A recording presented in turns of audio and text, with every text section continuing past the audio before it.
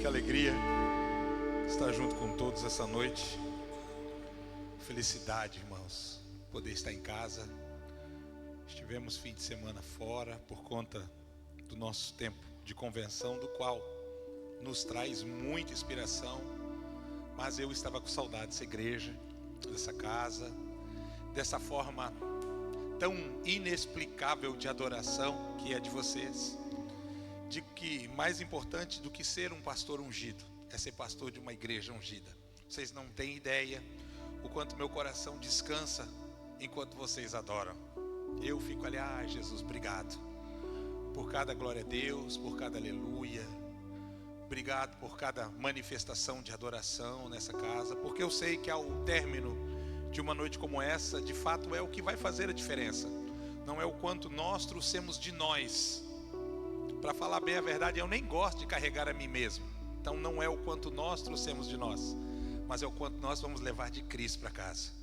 Eu tenho certeza que Ele, sendo quem é, amando a cada um o quanto ama, numa noite assim Ele se doa de uma forma muito especial, para que além da porção que em geral você leva, você faça bom uso da ocasião e receba um pouco mais. Deus seja louvado pela vida de vocês, irmãos. Obrigado, pessoal do Ministério Louvor. Vocês fazem por merecer a pizza ao término do culto hoje, sobre os comandos financeiros do irmão J4. Amém? Quem toma posse aí diz amém. Se a igreja quiser ir, está convidada. A J4 está bancando também. Glória a Deus. Aleluia. Hoje eu tenho, não quero constranger, mas uma alegria extra. Além de estar em casa, junto com os irmãos, poder ver algumas, só avisa um pouquinho para mim o teclado, tira isso, esse fundo está me dando medo. Né? A alegria essa de poder ver alguns irmãos que nos dão a felicidade de estar conosco. Um deles eu destaco aqui, o evangelista irmão Mota, meu amigo, que alegria, acompanhado de sua esposa, seus irmãos, nossos irmãos, amigos. Quero que vocês se sintam em casa, bem-vindos. Muito obrigado por poder emprestar o seu coração para esse tempo tão especial aqui de ministração. Prometo me esforçar ao máximo para caprichar, para fazer valer a vinda a essa casa. Estou vendo outras pessoas também, do qual tive, acredito que alegria antes do culto de cumprimentar. Digo a vocês, sejam bem-vindos. Que alegria tê-los conosco aqui. A presença de vocês é um presente de Deus para nós. Estamos felizes, sim. Quantos concordam comigo com a nossa alegria? Por cada um dos irmãos que estão visitando, que Deus abençoe. Muito obrigado. Em geral, os nossos cultos são assim, meio aparentemente descoordenados. Eu digo isso porque é um formato já pré-estabelecido para culto. E todas as vezes que foge daquilo que as pessoas no seu uso religioso estão acostumados, então causam um pouco de estranhez. Nós ao longo desse tempo temos ouvido diversos tipos de críticas, poucos elogios, e isso faz parte, mas muita crítica, porque as pessoas geram um tipo de expectativas das quais nós, igreja, Ministério de Louvor, Ministério da Palavra, Ministério de Dança, Ministério Infantil, Diaconia, Ministério de Homens, Mulheres, Casais e outros mais. Descobrimos que nós não conseguimos atender com precisão a expectativa que as pessoas geram no seu coração. Pelo contrário, nós também, embora temos a missão de vir para cá servir, nós também acabamos vindo com muita expectativa. E a parte da expectativa que é preenchida no coração daqueles que entenderam a respeito do que é culto, só é possível quando Jesus se manifesta na casa. Então não dispenso nenhum tipo de pregação, e vou fazer agora, mas digo assim, do fundo do coração, tem muita gente que já foi abençoada aqui. Não é que você, se eu levantar agora, for embora, está resolvido, não, porque tem a parte da palavra. Mas a verdade seja dita, e eu preciso dizer que a parte da presença, Deus já resolveu. Deus já resolveu. Quem queria ser cheio foi, aproveitou. Não é que ele não possa ainda aproveitar a ocasião e continuar enchendo. Quem esperava ser curado essa noite, e é propósito de Deus de curar estas pessoas, já foi. Quem estava aí pedindo para o Senhor abrir uma porta, irmão, segunda-feira, tô achando, tá com cara de domingo hoje, tão ungido, tá com cara de domingo. Amanhã, quinta-feira, você vai ter uma surpresa. Por quê? Porque a presença de Deus, ela traz, ela primeiro atrai, e nós fomos atraídos pela presença. Depois a presença de Deus traz, e ela trouxe grande parte daquilo que nós geramos no nosso coração como expectativa, e sabemos que o Senhor realiza. Então sinta-se extremamente feliz por fazer parte de um momento tão especial quanto esse, que é o momento da manifestação da presença de Deus. Minha preocupação nesse momento não é da ação de Deus, mas é da falha em relação à intervenção humana. Eu fico muito preocupado comigo nesses momentos, e eu fico dizendo para mim assim: não vai estragar tudo, não vai estragar tudo, não vai estragar tudo. Porque eu aprendi que boa parte das vezes, em momentos como esse, nós temos a péssima tendência de seguir o protocolo, eu já falei, e também de colocar a nossa mão.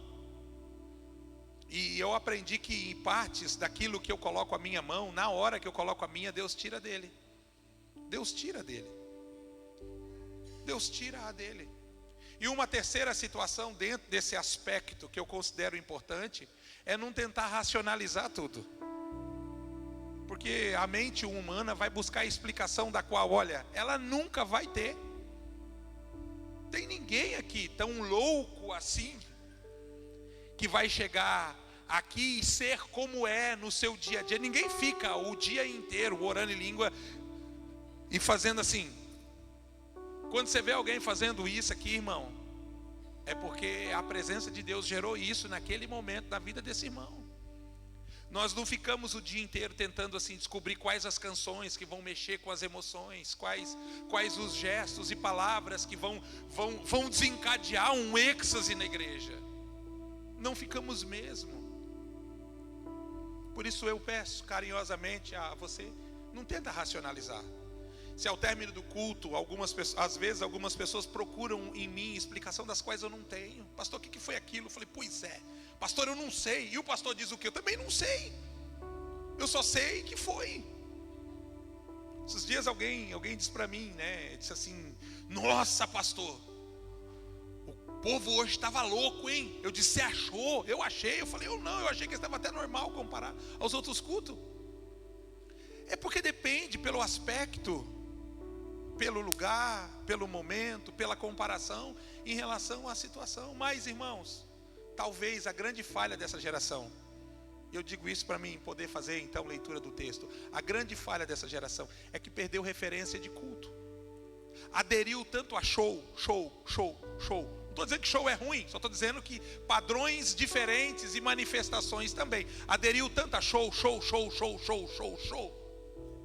que quando faz parte de culto não entende por quê. Por quê?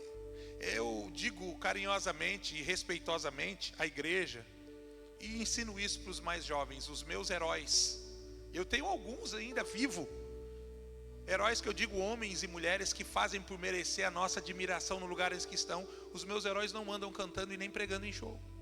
Os meus não, irmão. São homens simples, de oração, que eu os encontro em lugares pequenos, rodeado de algumas poucas pessoas, que passam boa parte do seu tempo com Deus, chorando e com o coração quebrantado, que não precisam de uma multidão para poder então fazer ou trazer uma boa ministração. Os meus heróis, são os meus, está entendendo a minha admiração por pessoas assim? Eles não fazem parte desse sistema gospel, eles não fazem parte. Pastor, como é que você sabe quando alguém faz parte? Eu vou te dar só um exemplo que talvez a grande parte não saiba. Quando o pregador tem que escolher entre uma igreja grande e uma igreja pequena para pregar, e ele escolhe a grande, é porque ele já faz parte de um sistema. Já faz parte. Ele já faz parte. Ai não, eu não posso pregar lá naquela igreja, porque aquela igreja não atende o tamanho da proporção do qual eu... Faz parte de um sistema, eu preciso dizer para a igreja. Ele faz parte de um sistema.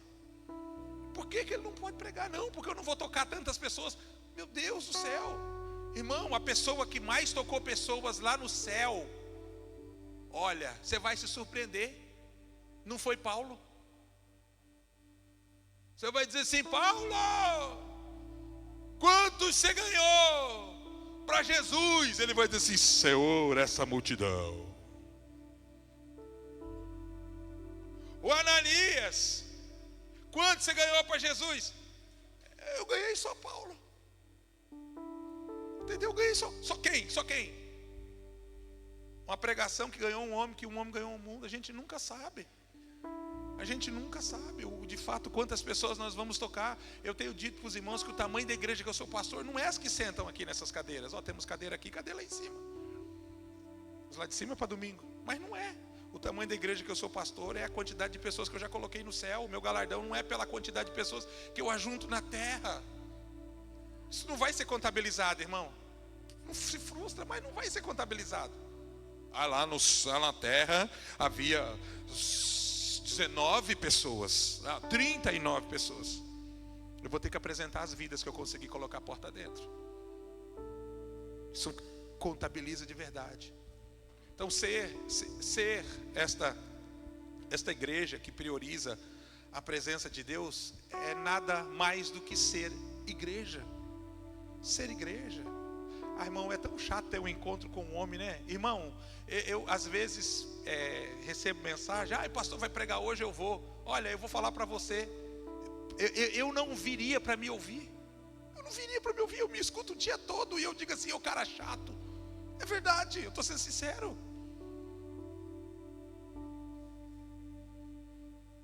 Eu não viria. Vem para ouvir Jesus, independente de quem vai falar. Se for falar de Jesus, gente, está valendo. É tudo que a gente precisa ouvir. A gente às vezes presta mais atenção em quem está falando no que está sendo falado. É palavra de Deus. Eu lamento essa geração que se move por algoritmo. Lamento que o pastor está falando isso, porque eu estou com vontade, mas eu lamento essa geração que se move por algoritmo. Eu convido um pregador, irmão, e às vezes ele acontece, não estou dando nome, não estou falando nada, mas acontece, ele pede o Instagram da igreja. Mas para quê? Ele vai fazer uma investigação? Para que ele quer o Instagram da igreja? Ele vai fazer algum tipo de investigação? Alguém me explica esse tipo de... Para que ele quer o Instagram da igreja? Fala para mim. Vai mudar o quê? Se o Instagram da igreja tiver 16 pessoas seguindo ela? Ou se tiver 16 milhões, 16 mil pessoas? Para quê? Não, mas para quê? O pastor está falando, eu estou. Porque essas coisas nos colocam fora daquilo que realmente é genuinamente verdadeiro. Nos colocam fora daquilo que realmente, no final das contas, olha assim, faz toda a diferença. Esses dias eu disse para um casal que um tijolo numa construção pode fazer toda a diferença. Um tijolo, pastor, mas é um tijolo só. Mas olha, um tijolo, se for, por exemplo, na parede do banheiro, na altura de 1,5 m, eu não vou entrar lá para tomar banho. Um tijolo aqui nessa altura, eu não vou entrar.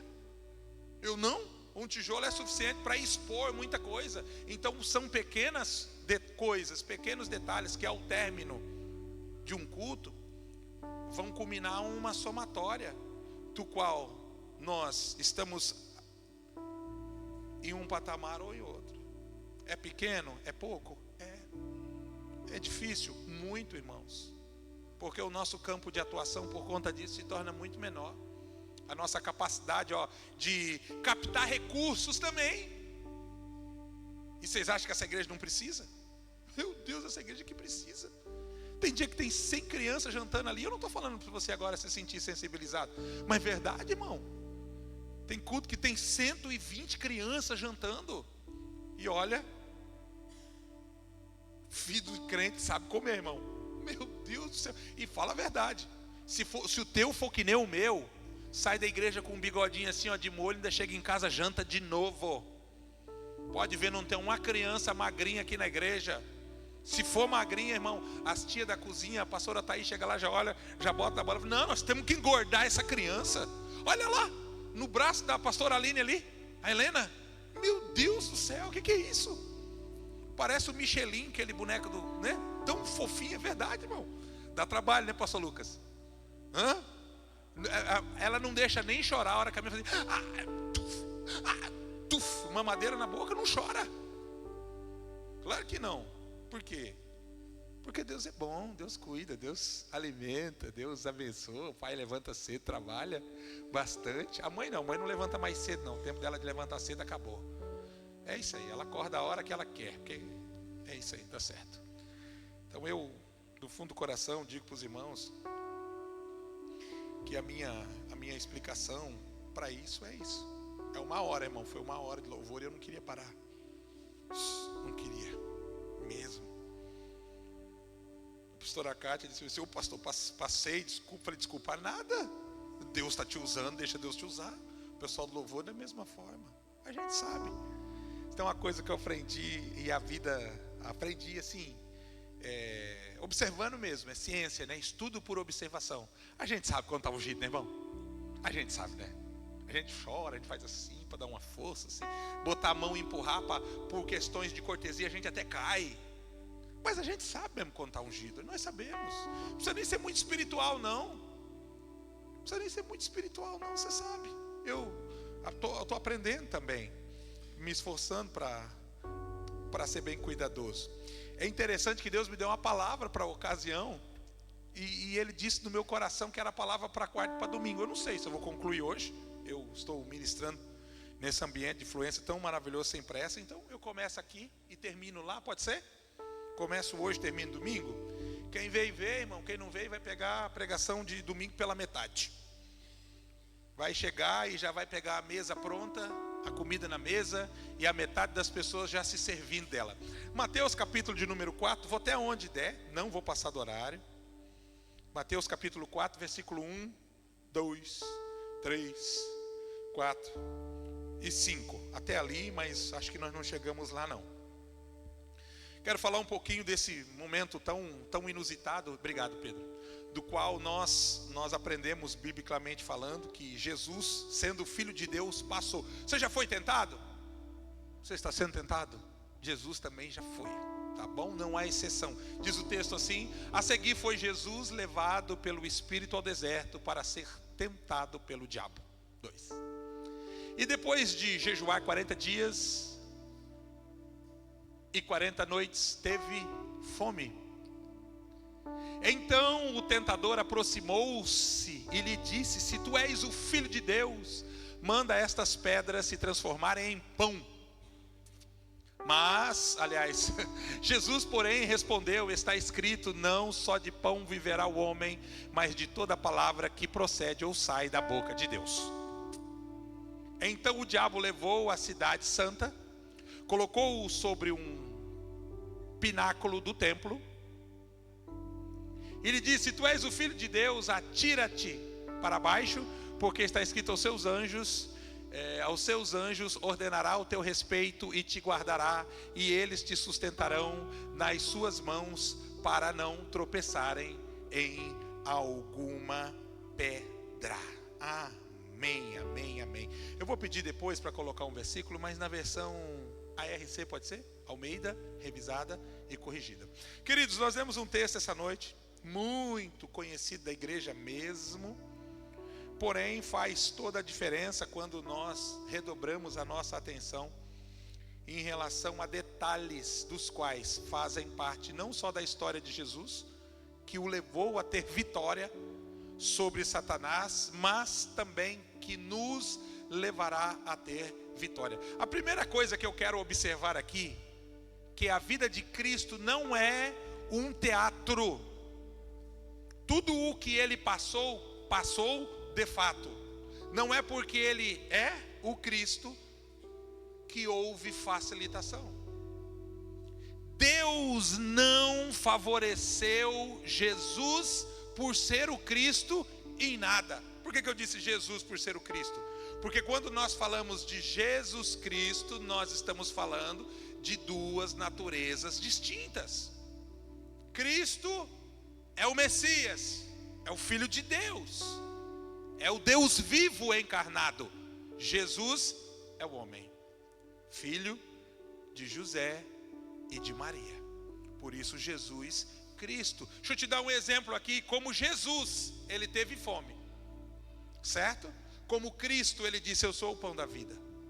Como Jesus, ele teve sede, mas como Cristo, ele disse: aquele que beber da água que eu lhe der não terá mais sede. Como Jesus, ele chorou. Como Cristo, ele disse: e Deus enxugará dos teus olhos todas as lágrimas. Por que o pastor está falando isso? Porque não é um teatro. Ele foi tentado mesmo. E só é tentação se der vontade de pecar. Ele venceu a vontade.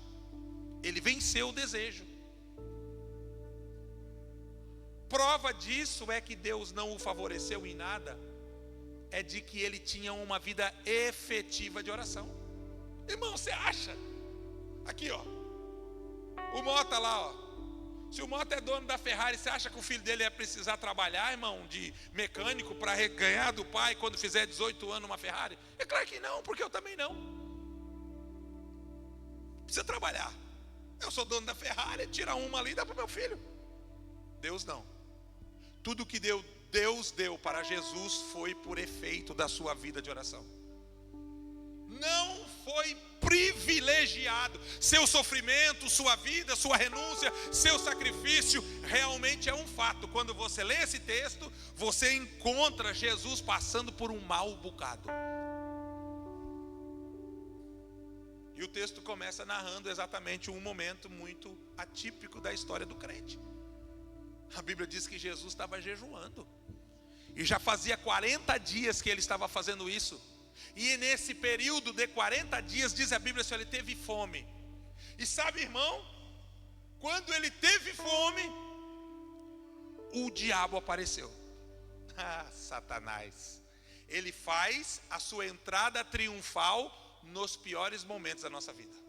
Ele espera a gente ir para o ó do Borogodó. Ele espera as coisas estarem ali à beira do abismo. Ele espera a nuvem negra estar cobrindo. Ele espera o caos estar armado. Então ele faz a entrada triunfal. Por quê, pastor?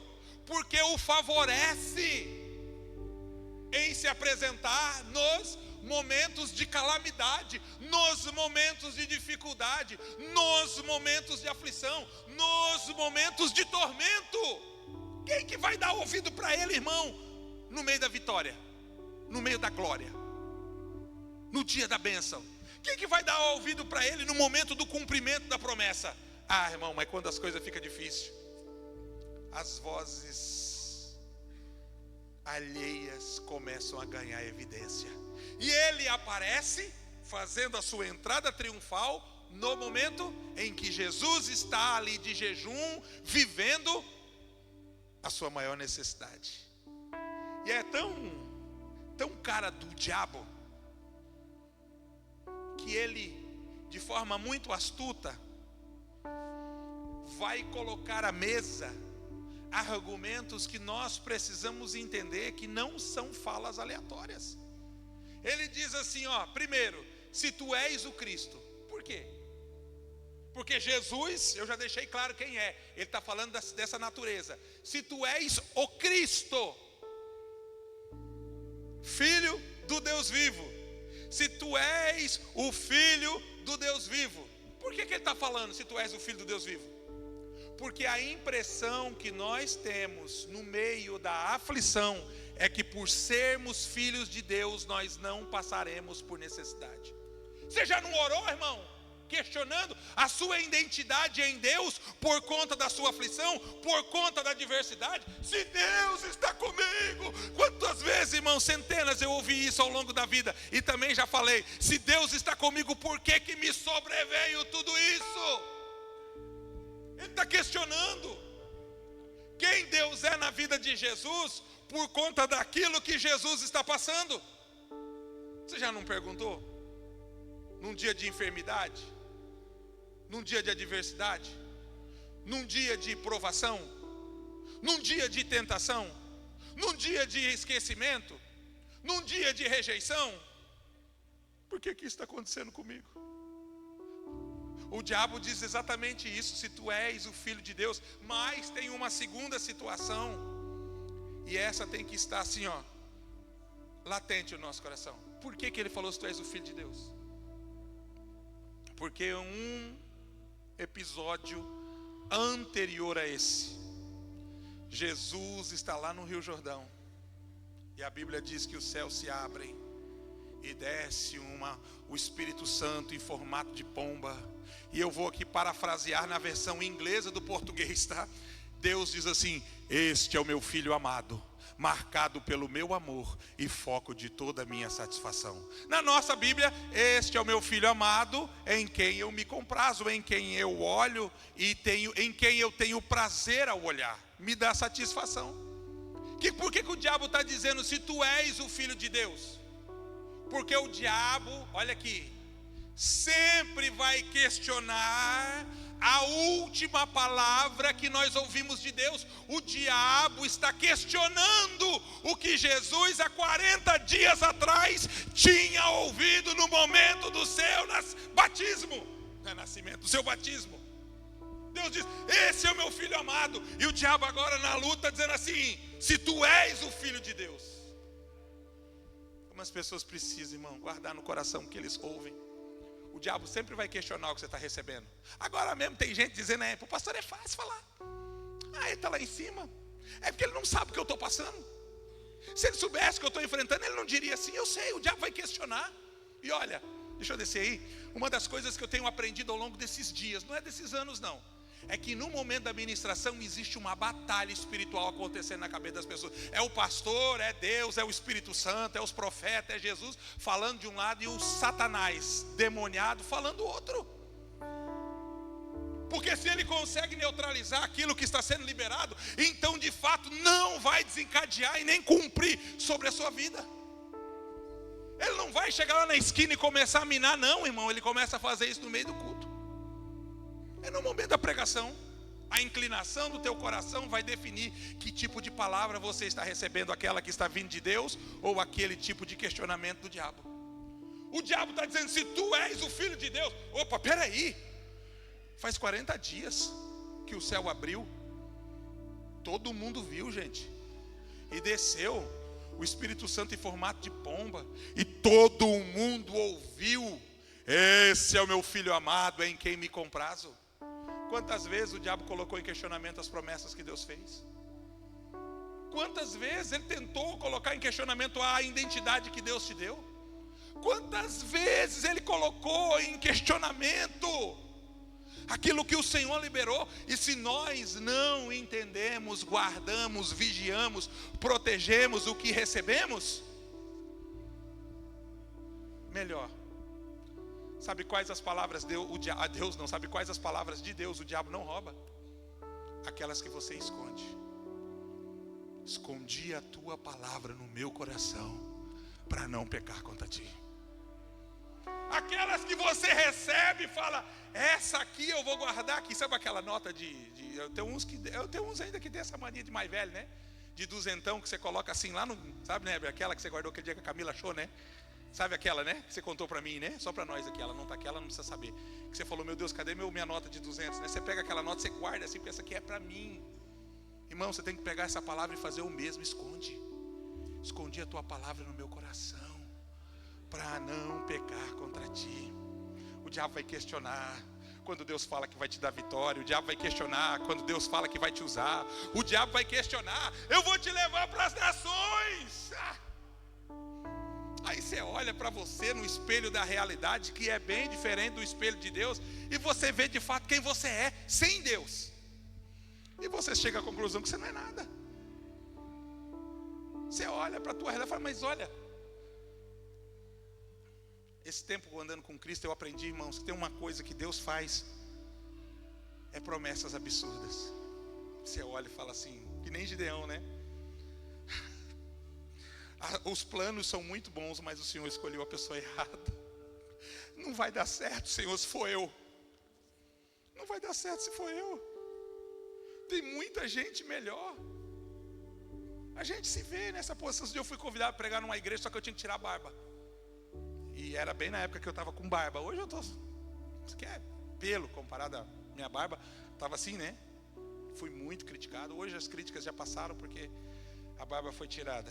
Eu precisei fazer a cirurgia, então não se faz cirurgia aqui. Em cima do esôfago de barba, se caiu um pelo, pode dar inflamação, infecção, abrir tudo e tá bom. Eu disse, pastor, mas tem um porém, só pode pregar lá se eu tirar a barba. Eu disse, não, eu não. Vai tirar? Eu falei, não vou tirar não. Ah, mas e agora? Eu falei, convida outro pregador. Gente, tá cheio de pregador sem barba aí, melhor do que eu. Para que você vai se estressar comigo? Por causa da minha barba. Tá cheio de homem de Deus aí, irmão. Ungido, orando para pregar. Tem uns aí que nem barba nasce, ora para nascer, né, irmão J4? Os irmãos de vez em quantas vezes a gente já doou, né, uns fiozinhos assim, né? Ora para, vai nascer, né? A gente fala assim, vai nascer uma barba. Tá cheio de homem. Nós precisamos estar atentos. O diabo disse, tu és o Filho de Deus. Jesus sabia quem ele é. E o bom, irmão, de saber quem você é, aí entra a segunda parte. Eu vou ter que parar por aqui. Só no primeiro versículo, depois eu continuo. O melhor ainda está por vir nessa pregação. Mas Jesus sabia tanto quem ele é em Deus, que ele não precisava provar para o diabo. Se tu és o Cristo, transforma. Aqui, ó, se tu és o Cristo, volta lá o texto número 1, por favor, só para mim aqui botar para os irmãos. Olha só, irmão, que ousadia do diabo. 1, né? Aquela versão que eu te pedi, o 1, querido. É o 2. Não, 2 não. Ah, o 3. Obrigado. O 3 ali. E chegando-se ele, o tentador, disse, se tu és o Filho de Deus, manda que essas pedras se transformem em pão. Deixa o texto ali, vou finalizar com isso. Olha a ousadia do diabo. Jesus sabe tanto quem ele é, que ele não precisa provar. Irmão, a partir do momento que você tem que provar alguma coisa, é porque você não é. Nem você tem certeza que você é. Jesus sabe tanto quem ele é, que ele não precisa provar. E eu sei que a nossa vontade é gerar convicção no coração das pessoas em relação a isso. Mas olha, tem assim, ó, para amigos não precisa, diga comigo, para amigos não precisa, para inimigos não adianta. Pronto, para amigo não precisa e para inimigo não adianta.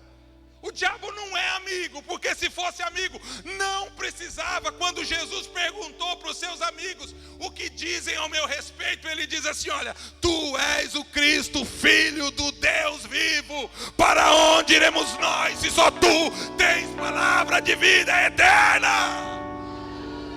Para amigo não precisa, para inimigo não adianta.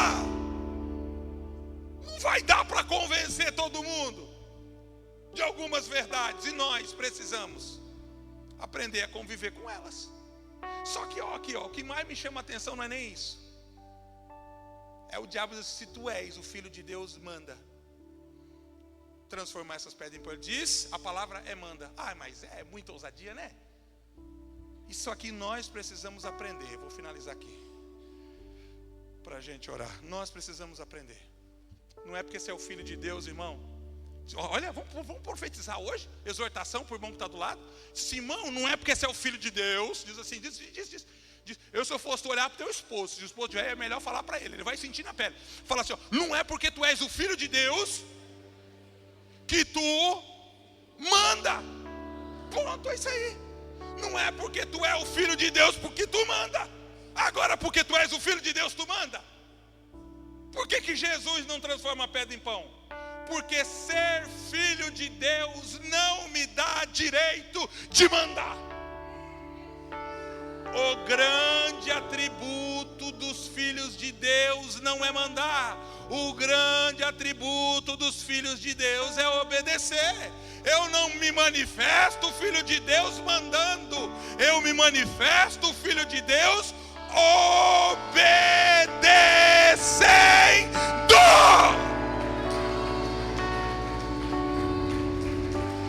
Fica de pé, irmão. Fica de pé. Para por aí. Para por aí. Ai, Jesus, que delícia. Deus quer nos levar a um lugar de vitória, aonde pequenos detalhes são um grande diferencial na nossa vida. E não é só por conta da pregação, mas eu tenho dito aos irmãos que fazer uma leitura correta da Bíblia, e principalmente, irmão, daquilo que nós estamos vivendo, nos coloca numa posição de entendimento para a questão da movimentação. Porque olha só, eu não falei, mas vale, porque está antes disso tudo. Foi o Espírito que levou Jesus ao deserto. Não foi o diabo. E levou para ser tentado, não levou para ser aplaudido, não levou para o palácio, não levou para o pináculo, não levou para o templo, não levou para ir para esse lugar, não levou para o show. O Espírito levou Jesus ao deserto, não foi para ser aplaudido, foi para ser tentado.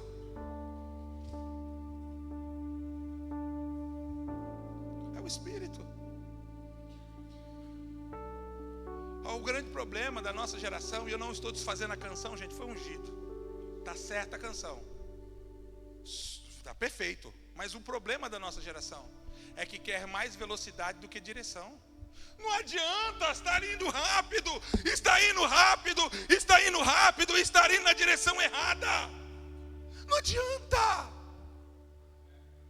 Velocidade, velocidade, não é a canção, é eu aqui, velocidade, velocidade. Mas o caminho é para Nínive e o cara está descendo para Jope, para Tarsis. Antes de velocidade, é direção. É direção. Ai, a direção. A direção só me faz chegar no lugar certo se eu respeitar as diretrizes. Eu preciso. Porque por falta delas as pessoas param. As pessoas caem. As pessoas falham. E todos nós estamos sujeitos a isso. Mas para alguns, para mim orar agora, eu tenho dito, gente, olha aqui, você precisa experimentar. Olha aqui, pastor, você lamenta? Eu lamento, mas eu vou falar. Eu digo assim para alguns, você precisa experimentar o que é um ano de constância. Você não consegue. Você não consegue. É um ciclo de altos e baixos, de indas e vindas, de pé e caído. Não consegue.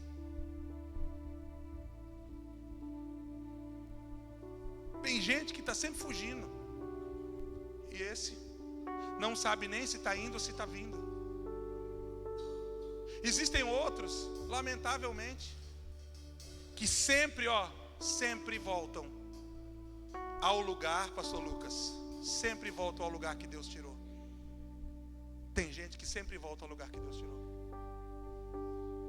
Sempre volta ao lugar que Deus tirou. Tirou das drogas, volta para as drogas. Tirou da bebida, volta para a bebida. Tirou da prostituição, volta para a prostituição. Um dia perguntaram para mim por que agora, mês passado eu tive, depois de quantos anos, gente? Mais de 20 e poucos anos. Agora eu fui ver minha avó, que está com 89 anos. Cheguei lá, ela nem me conheceu. Achou que era um bandido no portão dela. Depois eu mostro o seu vídeo, foi a coisa mais engraçada e terrível para ela do mundo.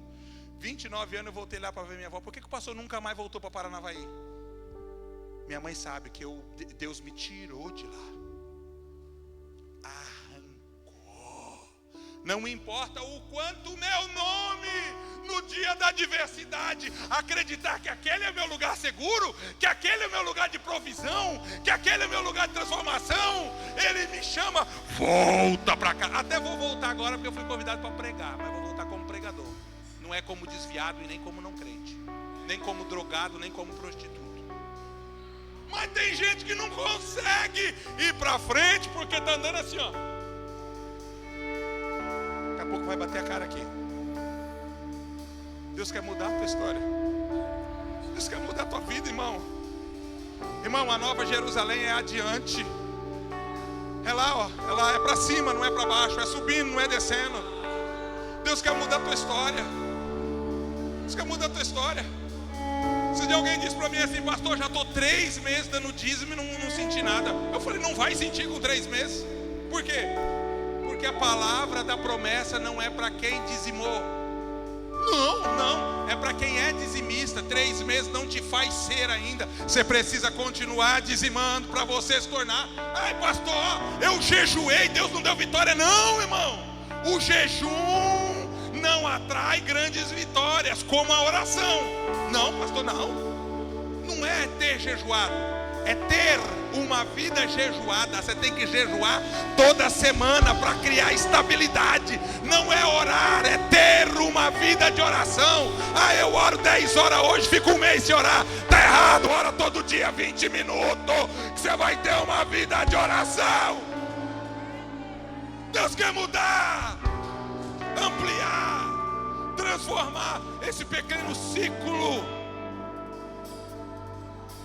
Repande que ela raba surya da que manacanto sol de que elehai mandúcia e daí no sol de canto na sai dubidara bato comene de camahai.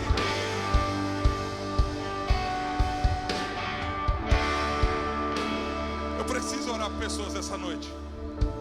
Pessoas assim, ó. Além de bem vestido na igreja, porque tá bonita a camisa do casal, com coragem. Deus vai te usar, meu filho. Deus vai te usar, minha filha. Deus vai te usar. Você não precisa provar nada para ninguém. Você não precisa provar nada para ninguém. O Senhor disse que vocês são e Ele vai usar. Preciso. Roha landa queda candaroba sorabacai. Rebalabandalabacalabahai.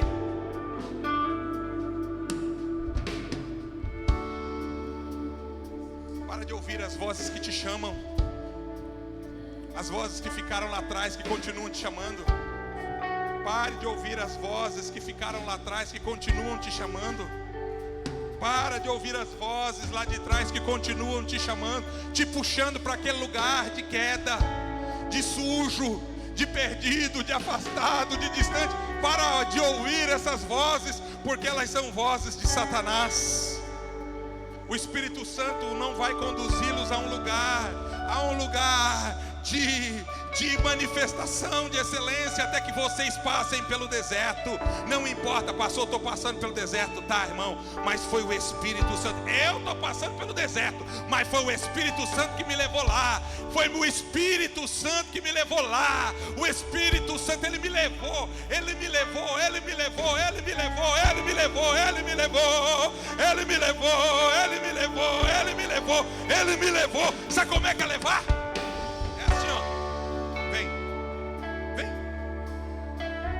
Vamos dar um rolê no deserto. Você vai passar pelo deserto, vem. Você é levar. Você é Salmo 23. É levar. É levar. É levar. Por que o pastor está falando isso? Porque eu começo exatamente domingo nessa parte. Há uma diferença muito grande, mas eu vou deixar para lá. Eu quero orar. Eu quero orar. Eu quero orar. Ai, meu Deus. Ah, meu Deus do céu. Meu Deus do céu. Eu amo quando a Bíblia diz assim, no final de tudo, e os anjos desceram e o serviram. Meu Deus, nós vamos começar a ter essa experiência, irmão. E os anjos desceram e o serviram. E os anjos desceram e o serviram. E os anjos desceram e o serviram. Vamos orar, meus irmãos? Estenda suas mãos para cá. Eu creio, Senhor, no Teu amor, no Teu favor, no Teu poder, em Sua graça tão bendita, fiel e única, exclusiva. O Senhor pode todas as coisas. Não há limites para o Teu fazer, nem para o Teu agir.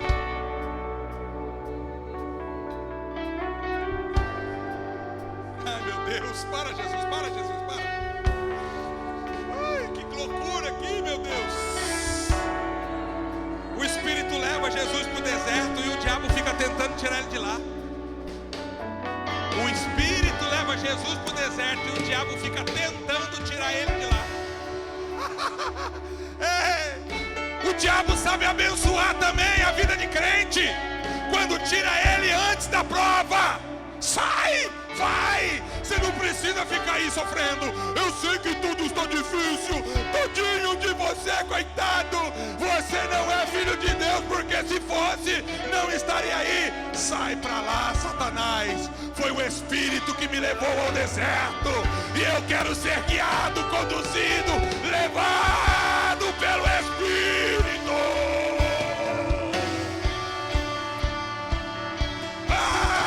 Tá difícil, mas eu quero estar aonde o Espírito me leva, me conduz e me guia.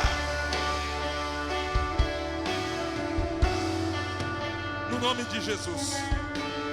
Que seja fielmente estabelecida sobre a sua vida, casa, história, aquilo que hoje está sendo ministrado. Que a palavra do Senhor venha sobre você, venha sobre o seu coração. Que a palavra do Senhor venha. Sabe quando começou o ministério de Jesus? Depois que ele venceu a tentação. É batismo nas águas, é vencendo a tentação, e aí começa o ministério de Jesus. Meu Deus, meu Pai, em nome de Jesus. O problema de pessoas, tem de pessoas que nunca vão saber o que poderiam viver em Deus, porque nos dias maus eles sucumbem, eles fogem, eles desistem, eles param. Mas o ministério de Jesus só começou depois que ele venceu a tentação. Ai, meu Deus, hoje de tarde o Senhor me deu essa palavra, mãe. Mamãe, hoje de tarde o Senhor me deu essa palavra. Eu estava me trocando para vir para a igreja. Ele começou a contar tudo para mim. Eu falei, Jesus, me dá graça para poder ministrar aos meus irmãos essa verdade, da qual eu junto com eles aqui essa noite, aqui debaixo, irmão. Ora, Senhor, nós precisamos do teu favor, nós precisamos da tua graça, nós precisamos da tua bondade, da tua misericórdia.